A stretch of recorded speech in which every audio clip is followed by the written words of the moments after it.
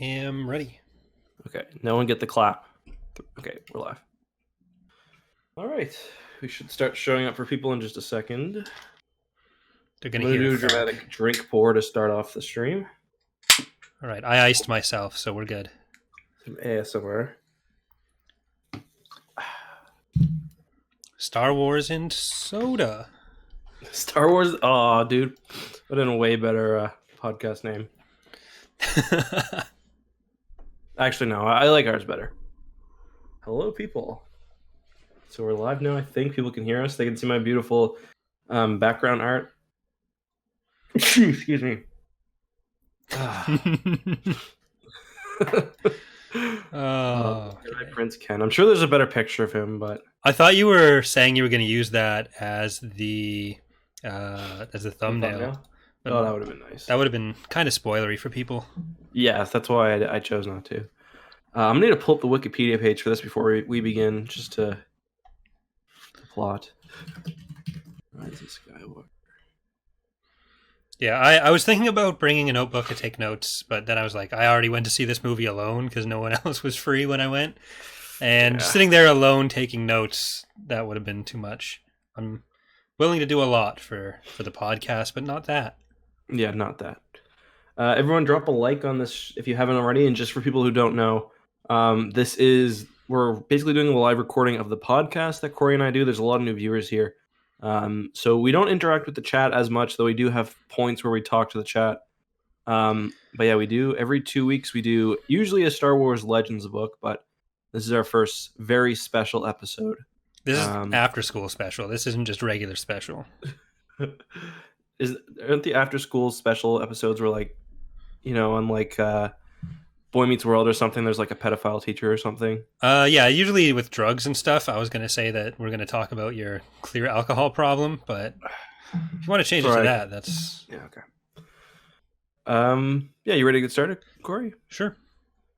So yeah, people, just if you donate, know that even if I don't say thank you, I'm thanking you in my heart.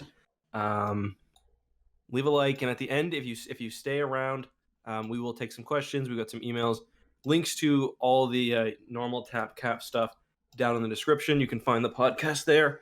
Yeah. What just happened to your voice there? I was adjusting my seat. Okay. It sounded like you got really into it for a second. But yeah. All right. Hello, guys. Welcome to another episode of Tapcaf Transmissions. I am joined, as always, by my co-host, Corey, and we are talking about a very special story involving a young Jedi prince named Ken, a reborn Dark Empire, and not really weird. We're talking about Star Wars Episode 9, The Rise of Skywalker. Corey and I both saw it last night, not together, unfortunately. We live across this great country of ours. But yeah, so this is our first very special episode of Tapcaf Transmissions. For anyone who hasn't seen it before, typically we talk about Star Wars Legends books. Today we're talking about a movie, so that's fun. I like to think that every episode we do is a very special episode, really, but this is extra super special because it's the last Star Wars movie that's ever being released, as all the posters keep saying. Yeah. Yeah, I mean, ever, probably not, but Last Skywalker, I do believe that. Sorry, I just had to flip between my settings there because I was getting Twitch notifications come in. But yeah, I definitely felt that in the theaters too. I felt a little sad, especially at the end. There'd be no more. Did you have any like big cosplayers or anything at your event? There were people that had been hired by the theater. There wasn't anyone that I saw that had just showed up in there. I think there might have been a few, but yeah. I might have just assumed they were all theater employees. Mm-hmm. That's a little strange because I remember when I distinctly remember when I saw episode 7 and when I saw episode 3 especially, it was like the whole theater was dressed up. But I think it might have been because I didn't go see the very first show in the city. Well, the Rey at my theater had double-bladed yellow lightsaber, so it's a little. That seems weird that they do that for the promotional material. Yeah. Or not even promotional material for. They must have distributed a bunch of those yellow double-bladed plastic lightsabers to Rey cosplayers for their premiere events. Was like, that doesn't really, like, you get it at the end. And spoiler alert, we are talking about the whole movie here. Yeah, but I kept expecting that to come out a lot earlier. Yeah, no. Is the one she gets at the end double bladed? It looks like it has two emitters. We only see the one staff, blade, right? but yeah, like she's always used the double staff or a staff, so it makes sense that was what she'd get. And I really thought when they were going through the whole Ben redemption arc that he would get the Skywalker lightsaber and she would build her own. Yeah, and it would be the yellow double bladed saber, and we get some of that. But instead, it's just when she's getting rid of Luke and Leia's. I'm pretty sure, like JJ before he started the movie, he was like going to Reddit and like looking up fan theories, and everyone was like, "She's got to be like Bastila. She's got to be like Bastila." And I think that maybe. I don't know. I would have liked if it was in the movie more. Like, I would have preferred her using that lightsaber in a battle at some point instead of just turning it on. Because like the brief little battle she has with Darkseid Rey, where Darkseid Rey has the double-sided blade, that was cool. Like that shows like how cool a dual-sided lightsaber can be. Yeah, and clearly she got the idea from herself. They're like, oh shit. Yeah, I don't want to do the whole dark side thing, but epic, though.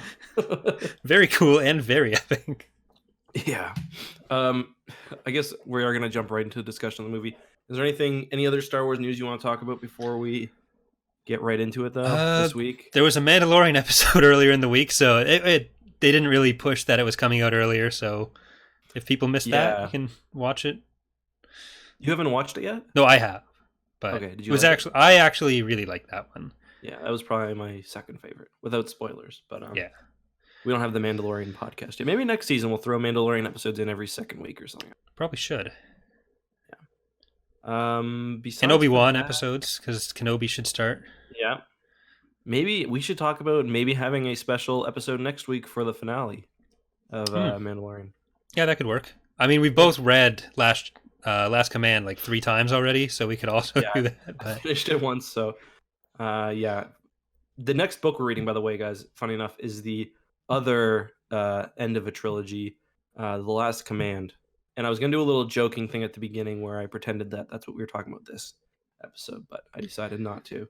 We should have gone with the Dark Empire stuff, though. You instead went with Jedi Prince, and not here for it. Yeah. There was no Trioculus in this movie, unfortunately. All right, so do you want to just get right to it and say what your general opinion of the movie was right now, or do you want to talk about it a bit, keep people in suspense about what you thought overall, and then we can let them know? I think it's going to be clear what we think. I think we should do general opinion first. Let's start with you, though. I'll put you on the spot. Okay, so this is a weird one. Like, there are a lot of individual moments in the movie that I really, really liked. It does have honestly, I'd say some of my favorite moments in Star Wars movies. But as a whole, like the first half of the movie was way too frenetic. As soon as you find out that Rey is a Palpatine, I feel like the pacing changes and gets a lot better.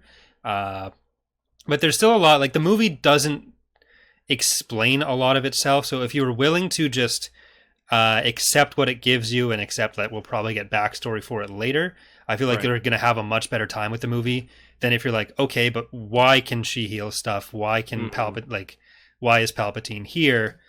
Like if you just take its premises for granted, then you can have a lot of fun with this movie. I ended up like for the first half I was like, okay, what the hell am I watching? The second half was like, okay, I'm gonna let it do what it's doing, and I really enjoyed it after that point. It probably works out to my favorite sequel movie. Oh really? I mean, I'll have to see it again before I really know for sure where that's gonna fall, but. It's a movie where people could tell me it falls anywhere in their rankings, and I'd be like, yeah, I get it. Yeah, I feel that too. For me, I think I was too like shocked by, because I didn't actually dislike many of the story decisions except for one. that I understand, but personally I would have done it the other way. Most of the story things were fine. I thought the Emperor coming back is fine. I kind of expected that, pretty much since episode 7. I think a lot of people probably did. I was fine with that. Didn't really like the Rey Palpatine thing that much, but I'd read the leak, so I'd kind of had some time to get used to it. For me, though, it was like I was fine with all that, and I do think that this is a movie that will benefit from a lot of EU material in the next few years. To me, though, it was by far like the most poorly edited movie of the sequel trilogy. The pace was just way off. I posted on Twitter that it was kind of like they made the Rathtar chase from TFA into an entire movie, or like the chase through Canto Bight. Like that's what the whole movie felt to me, kind of like. Yeah, it was just nonstop. It was like they needed to take like the entire first half of the movie and like compress it, I think.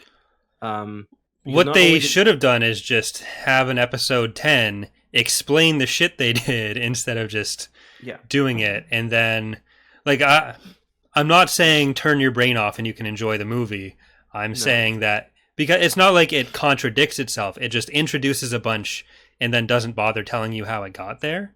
Agreed. So and just some of the stuff was unnecessary too. Like they had to find like 6 different things to find the Exegol in the end. It would have been nice if they had spent maybe like one side of the team and went to do that. Maybe the other was worried about rallying the fleets or whatever else, or something other than because it was like go to point A to point B to point C. Yeah, you know what I mean. Like you didn't need the Sith Wayfinders. Just maybe have a holocron they look for. Exactly. Don't worry about the Jedi Hunter thingy. Yep. And get all that more together. But yeah. Like Zori, for example. I don't think she really added very much other than some humor. Like that scene at the end. Probably the funniest scene in the movie for me is when they're like celebrating and Poe is like giving Zori the nod and then she like nods back and he's like, oh, you wanna she's like, no. And then it seemed like Lando was hitting on the other girl. Let's find out where you're from. I think that's supposed to mean that she's his daughter. Because there's something too in the... I wouldn't be surprised if someone makes that be what that ends up meaning, but I don't think that's how it was intended, and that'd be really dumb if it is. Like, well, in the visual dictionary, there's something about how all of the resistance generals and stuff had their children stolen or something. So, yeah, it's like there's 2 black people in the galaxy. They don't need to be related. Like, 3. Yeah. The Mace Windu cameo happened. So yeah, that's true. But yeah, it's just like I would have been fine with an episode 9, part 1 and part 2. Like it would have been very. If Harry Potter can do it, why can't Star Wars? Harry Potter did it. Endgame and Avengers did it. Twilight, the cinematic classic, did it. It was very much a movie that I felt like I saw some clips for the first one, but missed it, and I was going in without a lot of information that would have. Did I lose you? Did you lose me? I think we lost Corey, guys. Just a second. Do you hear me? Yeah. Okay. Sorry, I lost you for a second there. But yeah, it was like there was a movie that I saw some clips for, but didn't see the whole thing, setting it up, and then we ended up where we were. And I feel like it could have been so much better of a movie with that. And like that's what I mean when I say if you just sort of take it for what it is, you can enjoy it. I don't think it's like anyone's going to think it's a cinematic masterpiece or like a marvel of storytelling. Not even a marvel of Marvel storytelling, but it's fun in places. Yeah, no, I agree. It's just you feel like the jostling between the 2 directors with like JJ wanting to. He clearly did not whatever he's put out in the media. He clearly didn't like the way episode 8. Like he clearly had a plan, and he didn't change his plan given what episode 8 did. Because he even said like nothing they did in The Last Jedi interfered with what we planned to do. It's like, okay, maybe nothing directly interfered with it, but you spent half of this movie explaining why you're ignoring the last one. Yeah, it almost feels like the reaction to Last Jedi made them afraid to take any sort of risk in the movie. So it's like, here's some fan service. Here's some more fan service. Mm-hmm. Here's some Jedi. Hey, it's Ahsoka. It's Kanan. Everybody likes Kanan. But, like, whatever people's opinion of The Last Jedi is, like, Rian Johnson as a filmmaker, whether you like his vision or not, he has a very clear vision for what he's going for. Mm-hmm. Whereas J.J. Abrams doesn't. Yeah. He's more going for the spectacle. So having... going from Rian Johnson to what is more of a character study type thing to J.J. Abrams doing throwing the fan service at the wall with some good moments, some bad moments, but less that's actually bringing it together. That's why, like, I know people don't like The Last Jedi, and I definitely have my problem with it, but I still think, like, an entire Rian Johnson trilogy probably would have been the best way. Short of going off of George's scripts, which I think would have probably better, or not his scripts, sorry, his ideas, which I think probably better would have incorporated the trilogy into the rest of the saga. Mm-hmm. Like, I think Rian Johnson probably would have been a better choice for the entire trilogy than just JJ. Yeah. Because, like, it's just, it's frustrating that, like, even with episode 8, when you watch episode 8, it's so, part of the reason why it's so frustrating is because episode 7 sets things up really nicely, but then it feels like episode 8, it's not even a time jump or anything. It picks up right off, and to me, it feels like you undo a lot of what was done in that movie, and then this time you have the same thing again. So it's like ends up being a little bit frustrating. Yeah, and I think, like, I kind of want to know what we would have gotten if Carrie Fisher hadn't died. Yeah, me too. Because what we've heard in a lot of places is that, like, episode 7 is Han's movie, episode 8 is Luke, episode 9 was going to be Leia, and, like, we were going to find out that she had been training, and it's just Leia being a badass for all of episode 9. And they still, like, it seems like they still tried to go with that, but obviously with her being dead, they couldn't get any new footage, so it's like everything else just sort of doesn't fit in very well until it loops around the parts that they could have gotten done and tried to make that work still. Mm-hmm. And, like, I really think a lot of problems that I have with how the movies ended up getting structured would have just been fixed if they had just let Leia die. Agreed. When they were at, like, when she went out the window. Because by that point they already knew Carrie Fisher was dead and they weren't going to be able to do whatever they were planning with her in episode 9. And I don't think, like, did Leia stick out to you at, like, the fact that it was clearly edited together? Was that really janky to you, or did you notice? Because to me it never really stood out as being especially egregious. Like, they obviously had a bunch of scenes of the lightsaber passing between her and Rey that they, like, even different angles you could tell that they used. That one CGI scene of Leia and Luke training, I thought was not great. I like the idea that, like, Leia saw that her becoming a Jedi would endanger her son. I like that. But no, other than that, I thought it was fine. Other than, like, the scenes, no, but maybe her overall arc, you could tell that, they were very limited. Excuse me. Yeah, and hiccup. We kind of get a similar, like, I don't think Leia was ever really going to be, like, full-on Jedi, but it's kind of like what we got in Legends, where it's she gets enough training to protect herself, kind of understands what she's doing, and then that's the limit of it. She kills the Hutt. What's his name again? Not Jabba, the other one? Beldorian. That's the one. That's what I was really looking for in episode 9, was for Leia to kill a Hutt. Yeah, Beldorian the Hutt. Oh, what if it, instead of Palpatine, we got Beldorian? And the little bugs, what are they called again? I can't remember. The Verpine? No. On that planet that Beldorian's on, there's those bugs. Oh, remember? I don't know their Drox. names. The Drox. Wow, you forgot about Drox, Corey. That's pretty shameful. Okay. Another kind of fan servicey thing too is the Poe's arc in this movie. He's clearly supposed to be force sensitive. Or sorry, Finn. I mean, not Poe. Finn. I think Yeah. he's kind of in the Chirrut You think vein, so? where he's not necessarily like force sensitive enough to be a Jedi, but he's got some sort of affinity for it. Yeah. When Rey died, he had a Leia moment Yeah. from The Force Awakens. It is kind of a bit of the democratization of the Force that Ryan Johnson was going for, maybe, or it's just Yeah. he has some midi-chlorians, but not enough. I think part of it is that John Boyega felt pissed that he didn't get to be a Jedi, so every day he was like, "JJ, what? Half of the Can I be a movie, Jedi, please?" half of the clips that are on the cutting room floor was John Boyega just changing all his dialogue as if he was a Jedi. Wow, I sure feel like something bad's gonna happen. It's like, yeah, we're in the middle of battle. Probably. John, give Adam his lightsaber back. Yeah. Speaking of, Adam really yeeted that thing into the ocean, didn't he? He tossed that shit. It was symbolic of him throwing really far.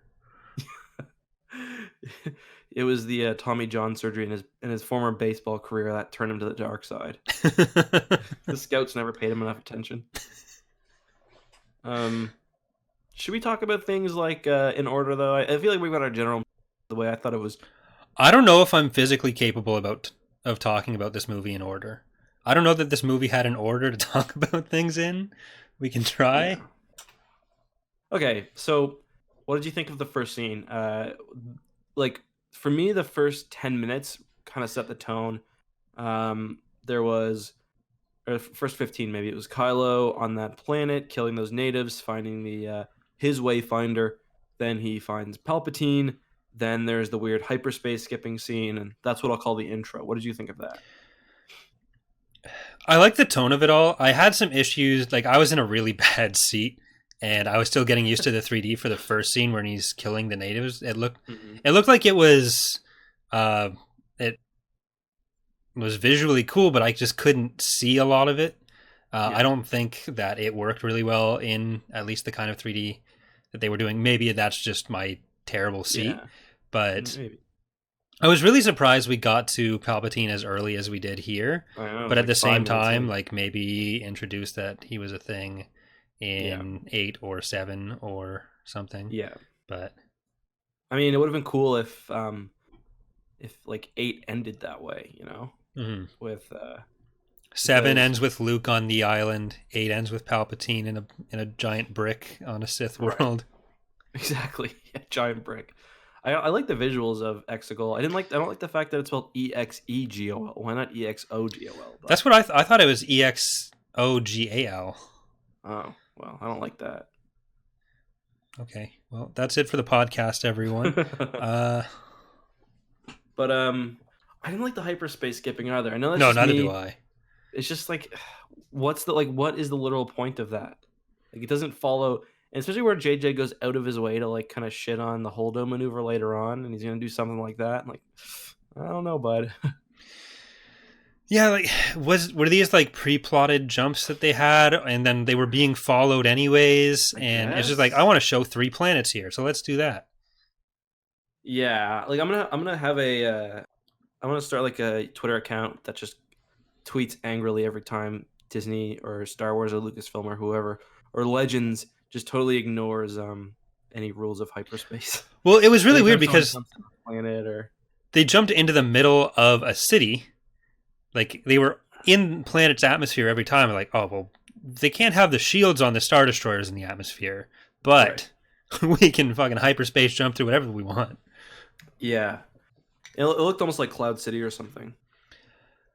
I don't think it was. I think it was. Kind of because we get Cloud City later with the that was a really possible cool Bellator scene. So you thought it was? I don't know. Someone on the Discord for my stuff, I think Pillion, was saying that it matched the Bellator. Oh my god. The video I will make. I was looking at it, and it looks like it could be. I'm not willing to definitively say it is, but it looks like it's very much not a resurgent, which is what I thought at first. I thought the one over Endor did too. Actually, looked. I think the Endor was a resurgent. Okay. Do you have a picture you could send me? I'll put it up. I don't at the moment. Okay. I can try to send it to you afterwards, but Yeah. Okay. Yeah, it's just it's like a movie where they already go to too many places, and like yeah, they didn't need to go through a space worm, like for yeah, me, like when I first saw TFA, I thought that was basically like the perfect movie. Obviously, I have kind of cooled on it a bit, but the one scene in that was like the Rathtar chase that I thought was just yeah. awful. That always And there were brought me like out of TFA. me too. Um, and it's like in that there were like multiple Rathtar chases in this movie. Mm-hmm. But yeah. The Rathtar thing might be my least favorite part of any Star Wars movie. I don't know if I'd go that far, but it was cringy, like and totally unnecessary too. Yeah, just because they cut so much from that movie too, like scenes where they're sending the Resistance person off to Hosnian Prime, like there's cut scenes of that. Yeah, and, like they included the goddamn Rathtar chase, droid factory trace, and somebody else says in episode 2 is kind of like that as well. I don't know. This movie really needed to breathe more than it did, and there was so much that you could just remove from it, and it could do that, but it doesn't. So, agreed. And it's like that kind of made the dialogue struggle a bit too, because like some of the exposition was like very clunky. Like they arrive at the base, and like whatever character will be like, "This just went out. This means," and then Poe, or sorry, why do I keep getting? Yeah, no, Poe was like, "Palpatine's back, guys," and I'm just like, that's so clunky, like the way they're doing it like that. Yeah. But I'm trying to think of what the equivalent of that. Like, it almost feels like if they had started episode 5 with the text crawl saying Han Solo has been captured and not actually show it. Just start. Or I guess if you want to say episode 6 and then not have episode 5. But yeah, it's like if episode 5 ended up being about like, I don't know, like I can't even think of something funny. Just like if episode 5 had been about nothing, and then episode 6 had been episode 5 and episode 6 kind of put into one. Well, I just mean the like having Palpatine's declaration to the galaxy just be part of the text crawl. Yeah, like it, because I think that's a really cool idea as well. Like I like the what is it? From Beyond the Death or whatever. How did it start? I thought it was a pretty interesting way to, start the crawl, but it would have been nice if that was like covered somewhere else first, but it was covered in Fortnite. Right. I forgot to watch that, so I didn't watch Mark Hamill's stream with Ninja, so no, but it actually was covered in Fortnite. I think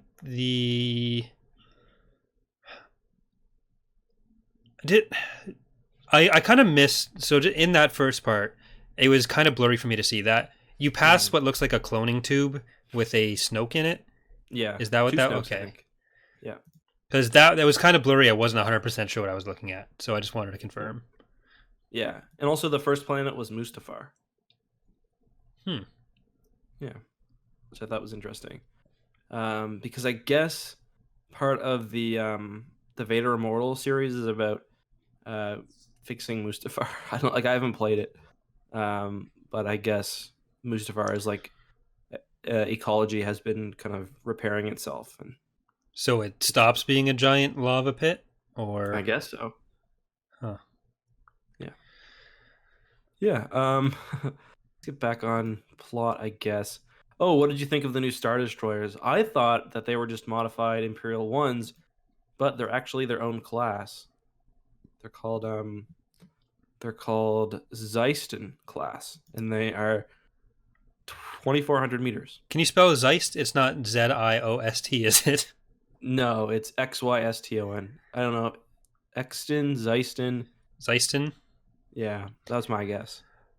I mean, the fact that those have individual planet killing things might be my single biggest problem with any individual thing.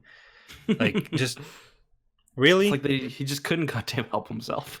I was like, okay, maybe this is going to be like a lot of damage on the surface of the planet. Yes. I can be okay with that. Me but too. Then it's like, oh no, it exploded. Why did we have any other super weapons? What's the point of Starkiller Base being what it was, or the Mandator, or the... Right. If it had just been like a Mandator style gun, I would have been cool with that. I'd been like, okay, like you expect some technology improvement from this, this like dark empire that's been creating itself in the unknown region, but you don't expect them to have planet-killing guns on each Star Destroyer.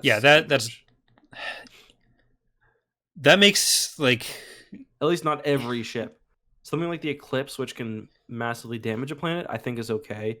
Or the Mandator, I think that's fine. But every ISD, and there's thousands of them in that fleet, is a Death Star or Starkiller Base. Yeah, and like people are like, JJ just did another super weapon. What's he gonna do next time? 2 Death Stars? And JJ's just like, everything. Buddy, just fucking watch. Just watch what I do. It feels even worse than the Sun Crusher to me. Yeah, no, I agree. Especially because Kip Duran's not involved. Mm. At least the Sun Crusher gives you like 8 minutes to evacuate or whatever. It's like, I'm going to blow up your star system in 20 minutes. Nope, just mowing down the planet. Yeah, it was also kind of weird that like one ship left and the other ones were like kind of just preparing to, I guess. Yeah. I wonder if there's still any because like at least that one ship should still be alive, right? Like that's still out there somewhere. Well, I think that we're basically just supposed to assume the end credit or the end scene is just everything dying, but who knows what time span that takes place over. True. Because that could be years worth of Yep. revolts against the Final Order and other Imperial warlords and stuff. True. Because that only one of those ships could have been from the Final Order, right? So yeah, I see. When I saw it, I just thought I just assumed they're all resurgence. Yeah, I think only one was. I think just the Endor one. Or interesting. Yeah. Have to grab a cam version and watch it tonight. Just with a very angry eye. Like again, I was using 3D that I couldn't entirely see everything in, and they were like being intentionally vague with the silhouettes there, but I think it was just one resurgent. Okay. Kind of bums me out that we went a whole trilogy we didn't get to see Coruscant. Yeah. The jewel of the prequels. Timothy Zahn's best invention. Timothy Zahn on Suicide Watch, not pleased. First, they don't get him to write it. They make him write 12 books about Thrawn. I don't know, Coruscant. What if instead of Babu Frick, we got Talon Card, played by Timothy Zahn? As long as we can have Shannon McRandall playing Mara Jade. That would never be allowed. No. That's the one part of the contract that Lucas actually made sure was in there when he signed it over. There was no goddamn Mara Jade. Yeah, just he was not going to be okay with that. Yeah. What was I going to say? See, I still think my theory for the whole... I think it would have been cool for the sequel trilogy. I did a video on this. An interesting way to set it up would have been to have Starkiller Base not destroy anything until the last battle in the movie. Like until the Resistance attacks Starkiller Base. Then they fail. And then it blows up the Hosnian system. Then the super weapon's still around. And then it can be destroyed in episode 6 if they need something big to destroy. In episode 9? They do. Yeah, sorry, episode 9, yeah. All the re-edited versions of episode 6 that come out the Death Star 2 is just overlaid with Starkiller Base. Basically.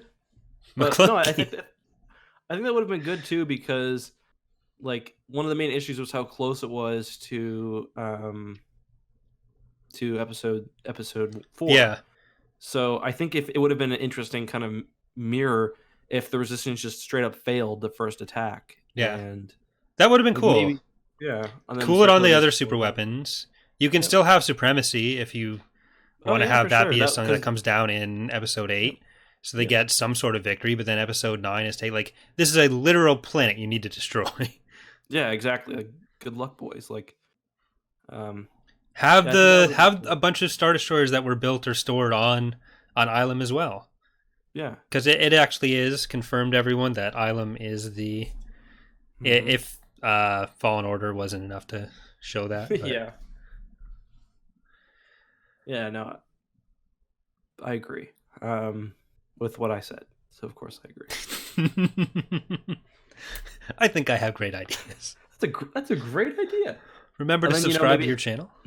Maybe episode 8 picks up like a couple years later, and it's like the Resistance is like, basically in the shadows, and like the whole galaxy is just like step out of line, Starkiller Base just gonna blow your ass out of the sky. Well, if it was a thing like because Starkiller Base is more powerful than the Death Stars because it can shoot across it's basically Death Star galaxy gun, multi-cannon shotgun planet destruction.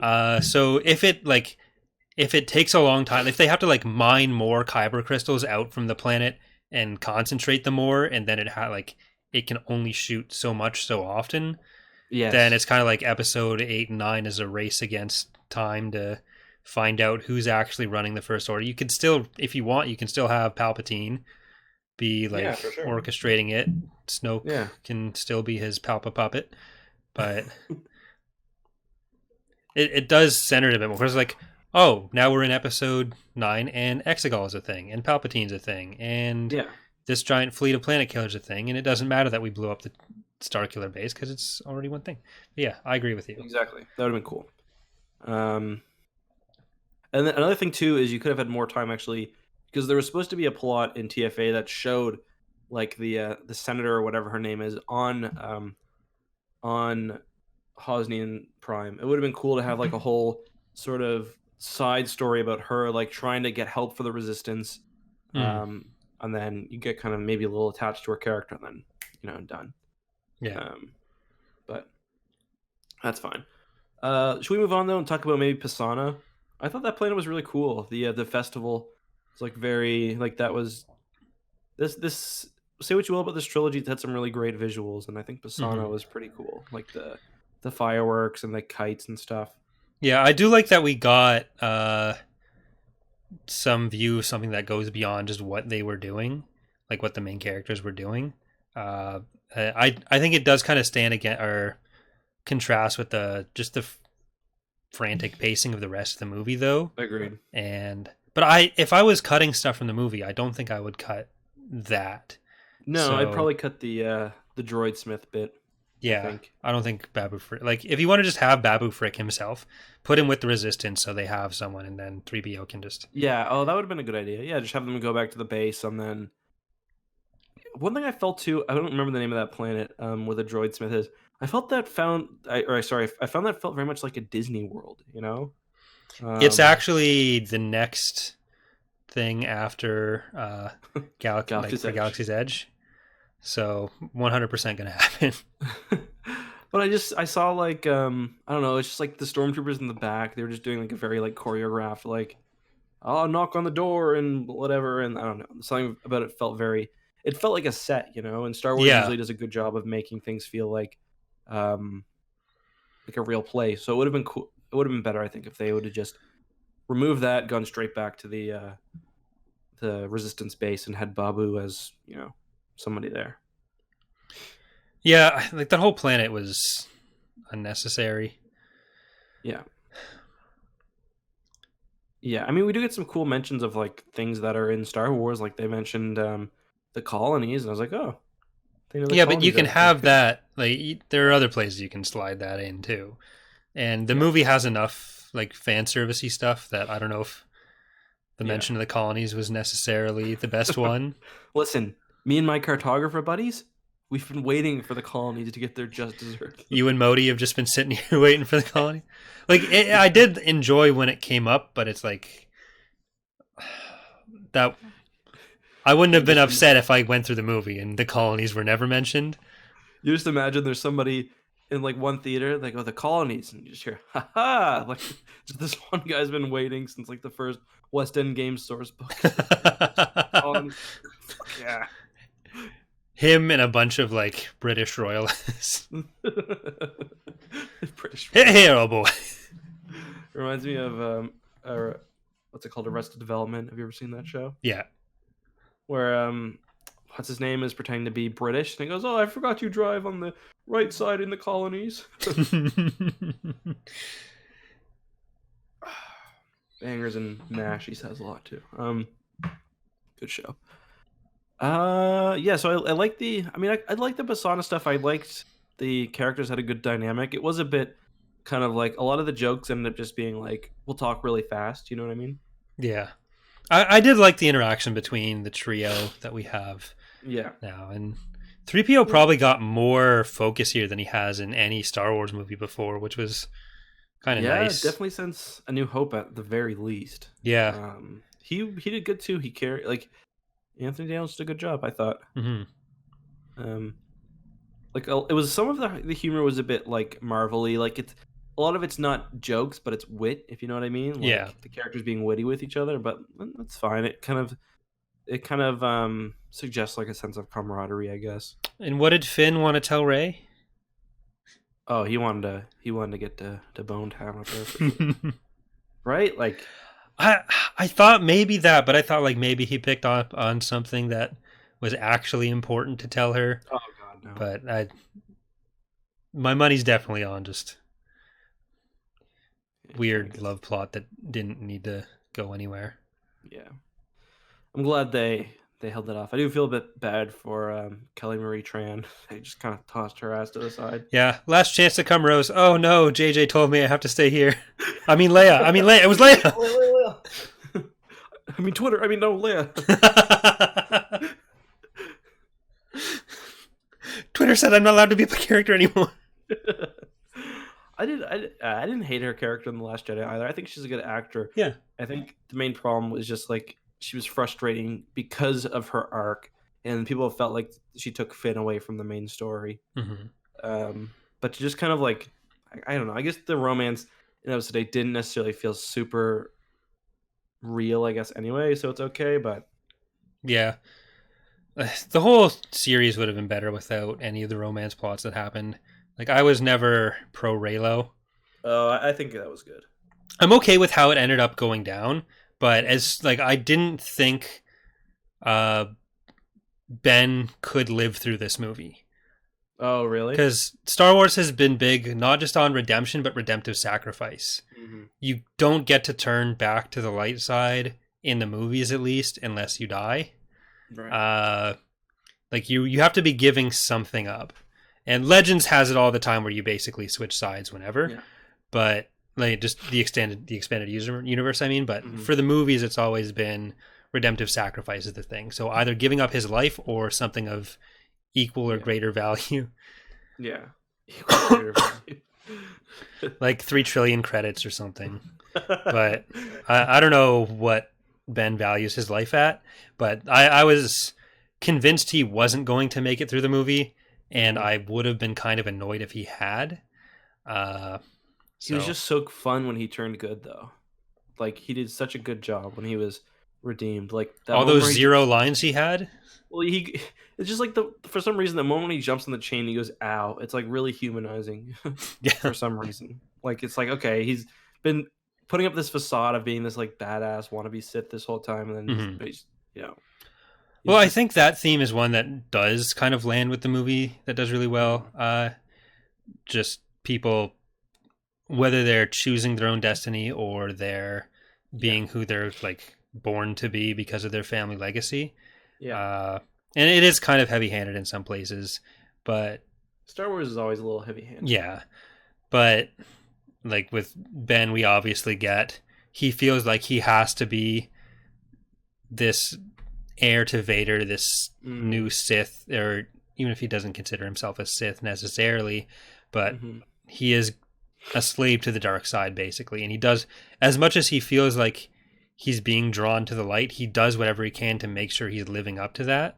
Right. With Rey, it's kind of the opposite, where she's more drawn to the dark side and doing what she can to stay away from it. And like that's kind of always been her biggest downside, is that she goes for whatever is quickest and easiest for her. And Luke tells her that straight up in episode 8. And you get a lot of that here, where she gets frustrated and lashes out, and she feels like her almost kills Chewie Chewie, basically. After that too. Yeah. No, yeah, that's a good point. I do feel like I do kind of like the bit of him saving her at the end, even though Hmm. it's kind of cheesy. But I thought So, it was a nice tie into the prequels where like sorry. um, Anakin um, Anakin tries everything he can to save Padme, and he kind of goes about it the completely wrong way. He tries to make himself more powerful, Yeah, basically. Like, and then this movie is all about like, no, if you want to save somebody, really, it's about sacrifice. It's not about you know gaining power. It's about um, because like I think that the whole Anakin Padme relationship is purposely um designed to be like unhealthy. Like hmm, Anakin doesn't really love Padme. He kind of just like covets her in a way. yeah, Um, and I think this is kind of supposed to address that a little bit. And that hmm, was like I quite like that tie-in. I also like for that reason too. I kind of like the battle on Endor because it was kind of like the opposite of Mustafar. Instead of it being like a big fiery world, it was like a water world with these big. It was basically like an ocean of. It was like the exact same Mustafar's an ocean of fire. This was an ocean of ocean, water, like they usually are. a regular ocean. So it was kind of like I thought there were some nice kind of twists in that respect, I guess. Hmm. What do you think about one of the most common complaints of bringing Palpatine back is that it ruins Vader's sacrifice? What do you think of that? I disagree with that because ultimately, what Vader did, like Vader's big thing, wasn't that he killed Palpatine. Palpatine was Right. on an exploding space station, regardless. Mm-hmm. It was Vader's choice. Like the important thing about what Vader did was he made that choice, and I agree. well, Palpatine's death was also supposed to bring balance back to the Force. It killed him as well. Mm-hmm. He did. He stopped Palpatine from being an effective Force. If you want to take the position that he needed to be the one that kills Palpatine, the Palpatine we see in Rise of Skywalker is not a functional human being.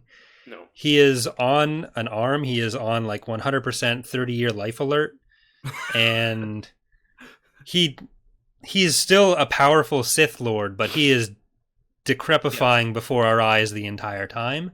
So I don't think it ruins what Anakin did.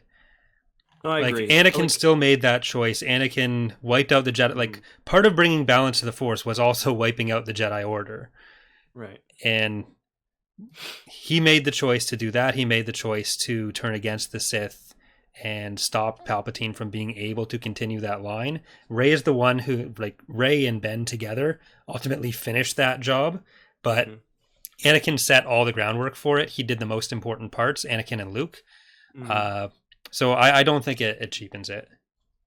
Yeah, I mean, plus I agree, and I'll get back to that in a second. But plus, um, when Rey kills Palpatine, she kills Palpatine and all of the other Sith too. So it's like Vader kind of cleared the way for Palpatine to need Yeah.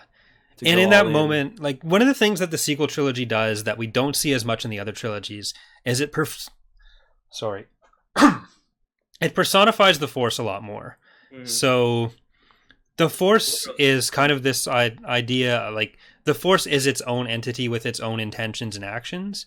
Mm-hmm. And in the sequel trilogy and in Disney movies in general, we see the Force acting through people more than I'd say the prequel trilogy has it more as a just a gamified ability Just like that a the Jedi tool, yeah, have.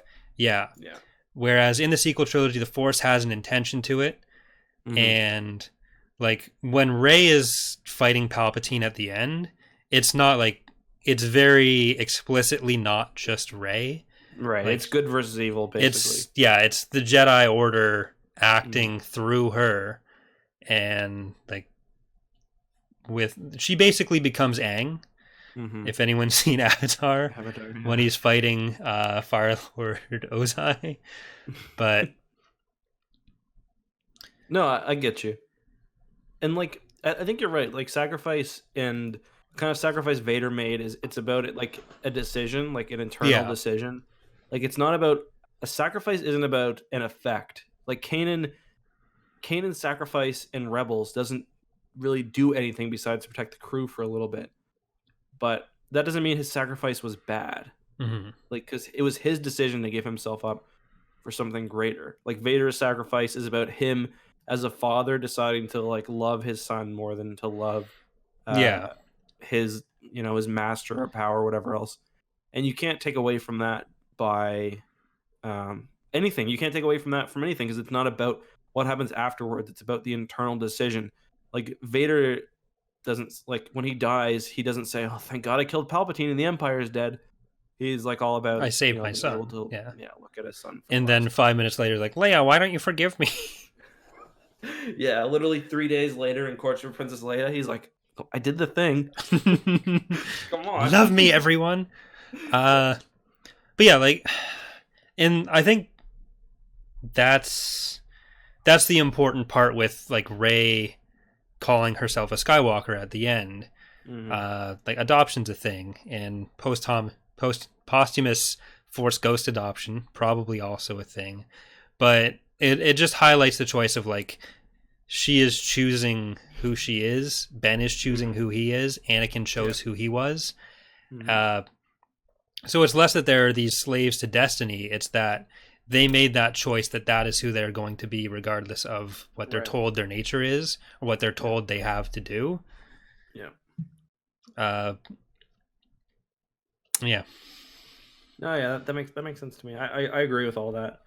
I do understand, though, on the other hand, why people are a little frustrated that literally all of the Skywalkers die. Yeah. And their legacy gets taken over by a Palpatine. But I think that, like, that is a little frustrating, and I do get that. But that is a Palpa meme, ironic, but that is true. I think if like Luke had a kid, that would have been a nicer way. Like I just don't see a way for Ben to come back and stay alive and still be. I don't think that was ever going to happen. There's no within way the themes of Star Wars. Yeah, not when he's killed so many people and he's authorized so many deaths and he's just been so evil. If he had just killed his father, then you can come back from that. But yeah. And the movies try to highlight it like that was his prime crime, which for us as an audience, like that is what we engage with most. So that's understandable. But at the same time, he was a space Hitler. So him deciding he changed his mind, most people aren't going to care. Yeah, no, I agree. That's a fair point, I think.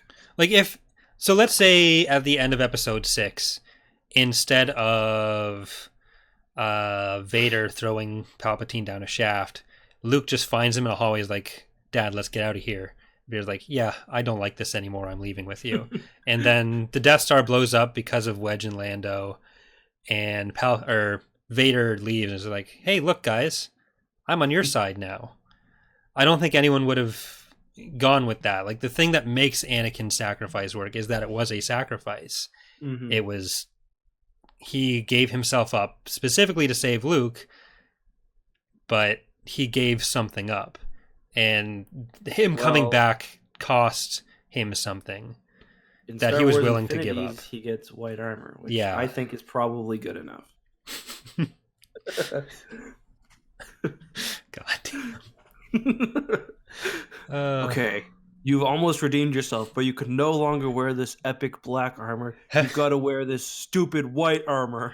Have you ever seen someone not want to be somewhere as much as Dennis Lawson? I thought he was fine. He was fine. It's just he clearly. They didn't specifically say, "Keep on that gun, Wedge." At least I didn't hear them. Then everybody claps. On the other hand, Billy D was really good. Unironically, I thought he was really good. Yeah. And he's been voice acting and stuff, so I wasn't surprised. But I think out of any of the original trilogy characters, besides Luke, probably, he was the best. Like, acting. Ever since they announced that it was going to be a thing, the thing I have been looking forward to Lando Calrissian being back in a movie for like 5 years now, and he did a really good job. And I think they did a good job with his part too. It wasn't overly he did important stuff, but he wasn't like everywhere. And I think he was handled really well. He was one of my favorite parts of the movie. Yeah, I didn't like the idea that they go to the core and they get this fucking fleet in 8 hours though. Yeah, to me, like my assumption with that is that they've traveling there was over the course of a couple more days. Like it's impossible to tell what the time scale with this movie was. Yeah. And because like it could happen if it all happened in one day, I wouldn't be surprised with how hyperspace skipping worked. But it seems like it was basically the inverse Palpatine, where Palpatine had done like a galactic broadcast of "I'm still alive, you're all gonna fucking die," and what Lando did was, or what the Resistance and Lando did was a galactic call of like, "This is where we're going. We need all the help we can get. Here's where we're rendezvousing first, and then we're going." And a bunch of people showed up from that, like everyone who was available, every 3D model that Disney had on their hard drives. That was pretty. There were some bad parts with that. The models, like, it was very busy, and like I just feel like every ship I looked at was that goddamn bunker buster from episode 8. I spotted a lot of Nebulon Bs, a lot of the the Nebulon C. I spotted a couple MC-85s. I spotted MC-75, but like I didn't see any new Mon Calamari ships. I don't think. No, I don't think they made any new ships for that. I think it's all just stuff they've had. Yeah, and we didn't really get much of the space battle either, which was kind of disappointing because there's like we got just the stuff that was happening on that Resurgence, on Pride's Resurgence, and that is that his name, Pride? Yeah. Okay, on Pride's Resurgence. And a little bit around that, some stuff with Poe and his X-wing, but the rest of the battle was kind of just background. Yeah. The bits where like the early battle, I thought, where the little squadron of fighters was in and doing runs on the different Star Destroyers, that was pretty cool. Yeah. Because there was like a nice sense of like scale there, and they're like they're like among this massive armada, they're doing like nothing. But yeah. And that kind of means we didn't get a real big, good space battle in the series, which is very disappointing. Really disappointing, yeah. Like the closest we got is the chase in Last Jedi, but we kind of got the end of what was possibly a good space battle there. Yeah. No, I agree. Yeah, I was really disappointed with the ships. Like it's a dumb thing to be like. You look at the stills and it's like 10 different versions of Han's ship from episode 7. It's like they're really just copying and pasting shit here. Yeah, it was just what is the biggest wall of ships we can make while Palpatine Force storms it. Yeah. What did you think of that, his Force storm? I liked it as a Dark Empire reference. Yeah, it was that's exactly what I was about to say. A lot of my enjoyment from this movie does come from like the like I was saying at the start, from the moments. Like it was more about the moments. And kind of seeing some of these recreations almost of some Legends moments in movie form was fun for me. Yeah. Oh, like this movie basically is Dark Empire. Like like secret fleet, Palpatine hiding out. Dark Empire even has a message go out. The essence swaps were pure. Yeah. Like Palpatine's way he survived is basically Dark Empire. Exegol is just Biss. Yeah. Palpatine like cleansing the Empire beforehand. He does that. Secret Biss fleet calling in all the people. Yeah, Operation Cinder is just the Imperial Civil War. Yeah. And yeah, there's like even the Knights of Ren, like Dark Empire is all about Palpatine getting like this new like these new Force sensitive, like his army, like the Empire becomes a lot more Sith based. Like he's got the executors and stuff. We get obviously a lot of that in this movie. Where Palpatine's just like dropped all charades, like or all not all charades, all pretenses, like pretenses, yeah, of just being like I'm just evil. Yeah, he's like, no, I'm not just emperor. I'm like I'm a bad dude. I am going to say lines you've heard me say before. Yeah, do it. Yeah, basically. Well, I don't know. Like I love the idea of Dark Empire, even if the execution can be a bit rough. Like Palpatine dies twice in that. Yeah.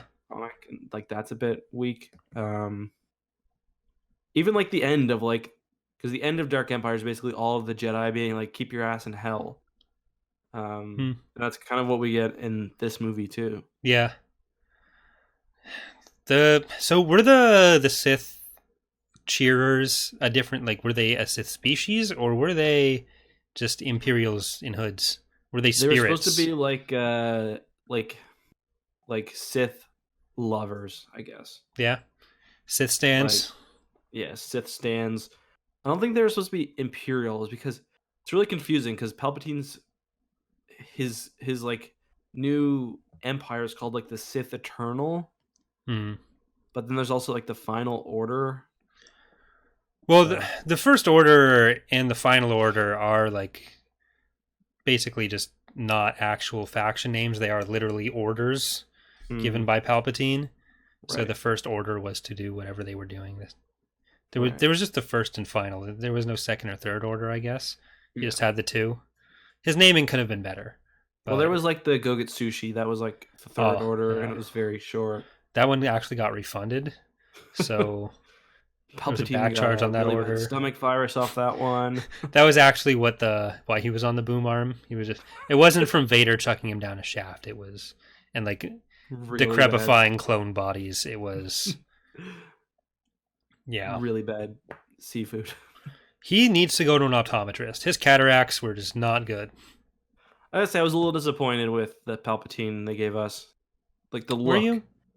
Yeah, because I wanted them to go like really gnarly with it. Like I wanted it to be like I wanted him to be like desiccated. You know what I mean? Like, yeah. And they like tried to a show that puppet. just with his fingers, and I think they were too afraid of getting a higher rating than probably PG right. with that. His fingers exactly like his fingers were good. I wanted him like all to be like that. Yeah. And I like that's what I'm kind of looking at when I'm saying like Anakin did do some serious damage there. Yeah. He is why that Palpatine is like Mhm. barely. And as I so often do, despite J.K. Rowling being terrible, I'm going to bring this back to Harry Potter, Okay. where Anakin is Harry Potter in the first Wizarding War, where he gets Voldemort to blow up the first time, and then Voldemort's like barely tied to life. And what Rey does is more like if Voldemort hadn't fully come back, if he was still in roving spirit form, and then Rey finishes that off. So Anakin did the big thing. Stone? So Philosopher's Stone is episode 6. But she shot what's his name? Quirrell in the head a few times, and If the destroying the diary had been the end of Harry Potter, and that had killed Voldemort entirely, that's what Rey did. Could you kill a wizard with a shotgun? You could, yeah, for sure. Could you kill Voldemort with a shotgun? No, not with the Horcruxes. Okay, like with the Horcruxes destroyed, or before the Horcruxes, like when he's, Yeah, he's just unless he like stops the bullet somehow. He's just a dude. Okay. He could possibly like heal himself somehow, but I think everyone's weak to bullets is one of the main lessons we learn in most of life. Except 50 Cent. Not 50 Cent and Superman. Fair enough. But if 50 Cent has blood in the sand, how did that blood get there? Oh, that's a terrible game. Terrible. I played it. I rented it from. Did you really? Yeah. I didn't think anyone played that game. Well, I was a big 50 Cent fan back in the day. So. Oh, okay. Yeah. Well then. The second one was better. But you rarely hear that. What did you think of the essence stealing? See, again, because I was enjoying the parts that were Dark Empire, I was okay with it. But that and the healing, I can see a lot of people having issues with the fact that that's never explained. Yeah. And so on a fundamental movie making level, I think it's bad. But on a I'm here to enjoy the Dark Empire ripoff, I thought it was fun. Yeah, I thought I was fine with the idea. I just thought the way they shot the essence stealing scene was a little cheesy. It was like reverse Force lightning. Yeah, and they were just like, oh, like they made that sound. I think. Oh no, they did. They actually used that clip. I did the ADR for the movie in case you guys can't tell. Yeah. Stop. Just don't. Yeah. Okay, I'm sorry. What about the dyad? That's the other big Force thing, like the connection between the two. Again, I like that. Me too. Because that is something that has come up like with every movie in the sequel trilogy. That is very much established. We just get a name for it here. Yeah. And it lets them do some crazy shit, like the passing actual objects back and forth. That was cool, yeah. But I think that is something that the whole trilogy has been setting up, and that they paid off pretty well. Trailers, like it was like the dark side rises and the light to meet it, or vice versa. Like, yeah, I agree. Like, they're definitely supposed to be kind of manifestations of different things, I guess. Mm-hmm. And like we did get we did with the essence transfer, we did get the force healing with Rey earlier on. It's just we don't know like where that came from, is what I'm saying. Yeah. So whether that is something she learned from Leia and where Leia learned it, who knows? Baby Yoda. Baby Yoda, that's a very good theory, because I've seen some information going around that like I thought before going into this that Cara Dune and Baby Yoda were Rey's parents. And we actually don't know that they're not. They could have been in disguise. They could have been in disguise. And Baby Yoda is Palpatine's son. Look at Yoda, look at Palpatine, just as wrinkly. We don't know who his mother was. You're not wrong. Yeah, so this is canon now. You're welcome, everyone. Do you think the mother will be Sly Moore, like in Legends? Are we talking like for Rey's actual parents here, or are we talking about like Baby Yoda? Because then it's Palpatine and actual Yoda. Yeah, clearly. No, actual Yoda. Palpatine claps green cheeks. Let's get that trending. Yeah, it would like Baby Yoda was a like basically in vitro like test tube baby for Palpatine and Baby Yoda. But I don't know who we're gonna get. I don't know. I'm assuming we're going to get Palpatine's family history and Rey's family history in books and stuff now, but do you think it's an actual like baby produced by sexual intercourse, or do you think it's like an Anakin thing? I think it's a regular baby. Okay. Like I think he had actual children from actually clapping green cheeks, as you so eloquently put it, green or any other color, but I think it's going to be just a thing where he had a kid. I kind of wish that they had just made Rey his child, because I like the idea that Palpatine, after he's killed by Vader, is just like pissed and is like, okay, maybe having a family like does have its benefits, but so like a baby, like a child he created himself, or. Yeah. I would have liked that. Like, by created, I mean like Snoke created? I don't know. Because I don't think that would work because of how old Rey is. Either way. No, it wouldn't. Because like Palpatine can't function biologically in a lot of ways, and I'm sure that certain parts don't work as well as even his fingers. Saying Palpatine's got a weak dick gang? I'm saying Palpatine has no dick gang right now. Rewatch Rise of Skywalker. Just picture every scene Palpatine is floating around on that arm completely dickless. Okay. Shake me a bit more. I'm starting to feel the life come back. So, I don't like the idea of Rey being created in a test tube. Okay. With that, because like clearly he was not good at like his Sith science only went so far, and Snoke was supposed to be human or something.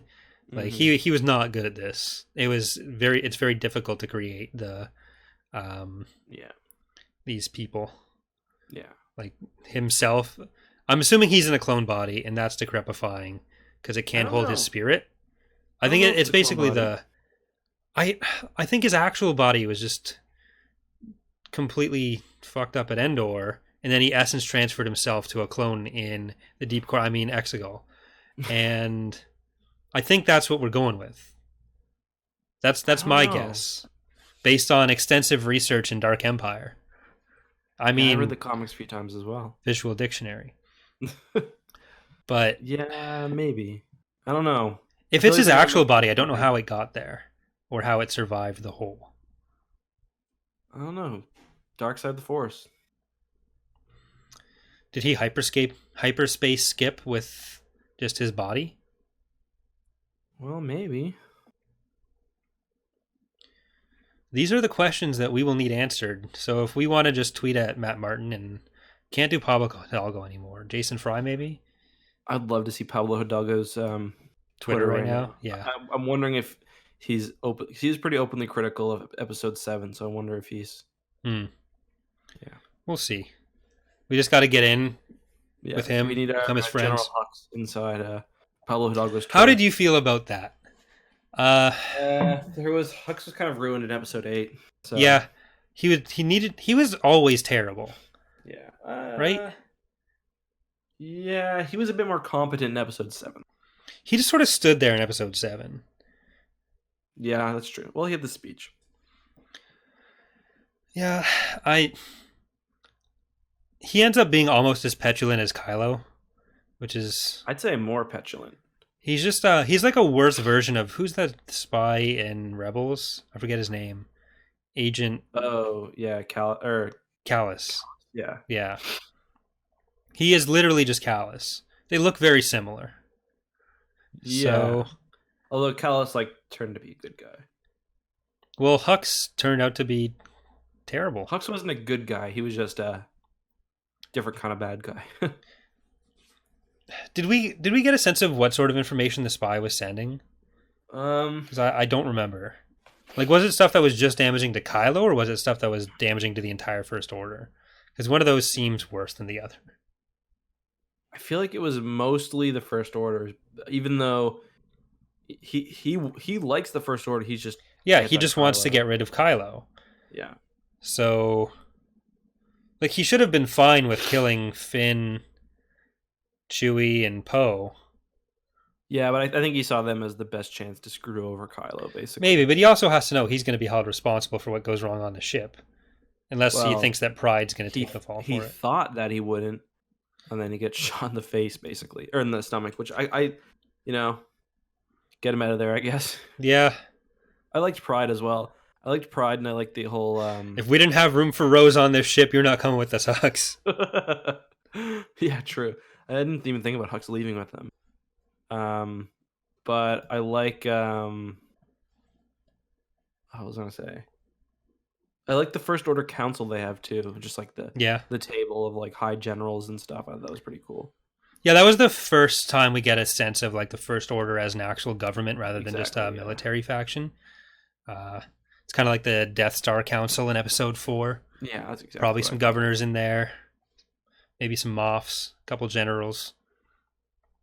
One thing I meant to mention this earlier, and I'm just remembering now. It's kind of funny how Rose in Episode 8 is a mechanic, right?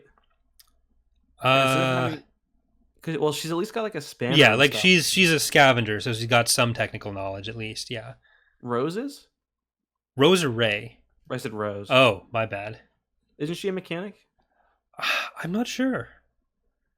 I was just thinking they got that alien on the Falcon all the time, the one with no arms. BB-8's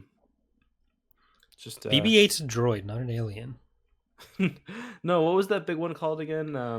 The guy who's in the first 5 minutes of the movie on the ship? Yeah, in the very end. Why didn't they just have that be Rose? Yeah, well, he wasn't there for the rest of the movie either, so... Yeah. It's not like he came with them on the adventure, and then... I kind of want to rewatch it now and just look in the background of all the scenes on the Falcon and see if he's there. Just napping in a corner or something. Mm-hmm. Yeah, Claude. It was Kale-UD, I think. Claude was his name. Right. Yeah. He doesn't really do very much. No. But people were really pumped on him before the movie started. I remember it was one of the first things that leaked about the movie before the entire movie leaked 3 months ago. I was able to avoid almost all the leaks, which was nice. The only thing I'd seen beforehand was that Ahsoka was in it, which ended up not being a huge deal. So I had no real information other than what the trailers gave away, which was a lot. Did you find yourself surprised when you watched the movie, or? No, the fact that we knew Palpatine was back, nothing really came as a surprise to me. I was expecting Rey to be to come from somewhere. I think Palpatine was one of the top 5. I had probably top 3. I thought it would be either some way connected to the Skywalkers, Kenobis, or Palpatine. My money would have been Kenobi before. Really? I never felt that though. Like, why Kenobi? I never felt like it. Like, I didn't think it would be as important to the plot, and I just thought it would just be another thing where everyone in Star Wars is related to each other. Yeah. So, like, I never felt like Obi-Wan was that important of a person. Like, people say Obi-Wan is the best Jedi of like the prequels. Like, I never saw that. Like, I thought that he was like very good because he's on the council, but definitely not the best, you know? Obi-Wan is kind of like the personification of the Jedi Order for the prequels. Yeah. Where he's supposed to represent to us the sympathetic side of what the Jedi Order is. Mm-hmm. And like, you obviously have people like Mace and Yoda who are ranked above him, but you don't connect with them in the same kind. Like, you don't really connect with anyone in the prequels. But the intention of who they're supposed to be is that Obi-Wan is what's supposed to make us sympathetic to how the Jedi operate, whereas Anakin is the one fighting against that, and you get that clash. But like, I just figure, like, if they're gonna make Rey be someone, maybe it's somehow related to Obi-Wan, like Obi-Wan and Satine. Even though she died. Well, we don't know what they did before she died. Maybe she got some eggs frozen or something. Huh. How about that, guys? Yeah, Rey was... Obi-Wan got some sperm frozen because he died. And no, we don't know that he did. We know an Obi-Wan died. What war did he fight in, Eck? What was the name of that war? Galactic Civil War? No, the one before that he actually took part in. Oh, the Clone Wars. The Clone Wars. So, pick up what I'm putting down here. So you're saying that he's basically Jorah Sabaoth. I'm saying that the one, like, Luke is Mount Tantus. The Obi-Wan we see watching Luke is a clone. Okay. Real Obi-Wan, you know who he is? Palpatine's son. Oh my god. Yeah. How did I never see that before? Yeah, you're welcome. Well, thank you for that. Yeah. Wasn't that the original plan for the Thrawn trilogy, was to have it be clone Obi-Wan?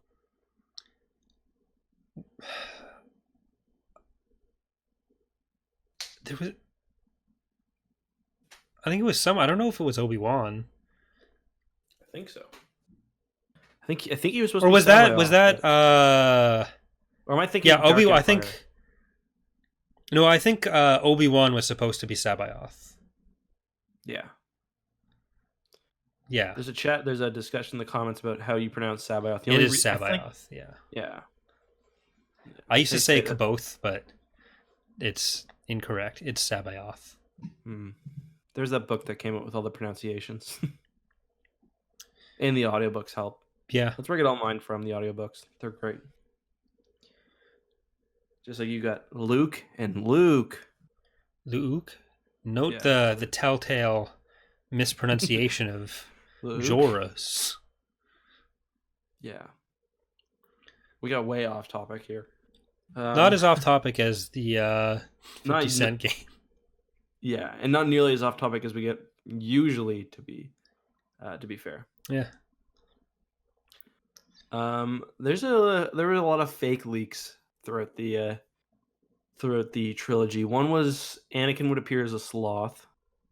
That was a pretty good one. That got memed pretty hard. A giant sea sloth on Luke's planet.